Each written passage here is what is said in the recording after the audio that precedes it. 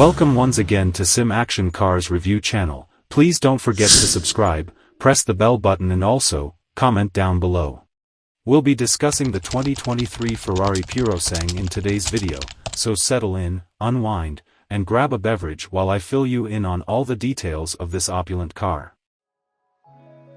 We never suspected we'd see the day when a Ferrari SUV turned into a reality, yet directly following numerous effective high-dollar, elite execution sport utes, the organization has at long last buckled under unrelenting commercial center tension and delivered 2023 Purosangue. However, a SUV with Ferrari's dancing horse identification on the grille won't demolish the brand. All things considered, fruitful emphasis of the idea have served sports vehicle brands, for example, Porsche and Lamborghini very well. It's not just ultra-execution utes like the Cayenne Super or the Urus that the Purosangue will have targeted yet, in addition ultra-extravagance models like the Bentley Bentayga and the Rolls-Royce Cullinan. A roaring V12 motor will be the just powertrain offered. How could it require anything more? The specialists have likewise buttressed the Sangue's ride and taken care of with a stunt dynamic suspension framework to assist it with driving as a Ferrari ought to. Hope to require a speculative stock investment supervisor's compensation to manage the cost of it. Obviously, costs could begin as high as $400,000. At the point when the Purosangue at long last stirs things up around town, reasonable in 2023, it will be another model for the Ferrari setup as well as the Italian supercar creator's most memorable SUV. A large group of extravagance and execution highlights come norm on the Purosangue. However, Ferrari has choices that purchasers might need to consider. Needing front seats may be something decent to have following a lot of time cruising down the Monte Carlo coast, and sunseekers might be enticed by the accessible electrochromic glass rooftop. One way or the other, we'd recommend utilizing Ferrari's personalization choices to make a Purosangue that is Puro you. To idealists laughing at a SUV wearing the acclaimed dancing horse identification, we'll highlight the normally suctioned 6.5-liter V12 motor hiding under the Purosangue's hood.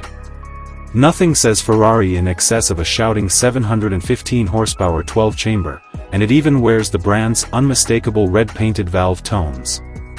The motor makes a generous 528 pound-feet of force, and Ferrari claims it ought to drive the Purosangue to 62 miles per hour in 3.3 seconds and onto a maximum velocity of 193 miles per hour. Whenever we have an opportunity to drive the Purosangue, we'll refresh this story with test results, yet it ought to be one of the speediest and quickest SUVs we've at any point tried.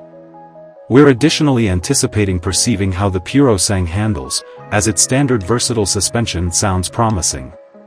The framework utilizes an electric engine at each edge of the SUV to apply power to the dampers during cornering moves to control body roll. Thusly, the Purosangue has no requirement for customary enemy of roll bars, and it can likewise dig in during hard driving by diminishing its ride level by 0.4 inches. The V12 controlled Purosangue will more than likely be Ferrari's least eco-friendly contribution. The EPA hasn't delivered mileage appraisals yet for setting, both the Urus and the 12-chamber Bentayga acquire appraisals of 12 miles per gallon city, 17 miles per gallon throughway, and 14 miles per gallon joined. We expect something almost identical out of the Purosangue.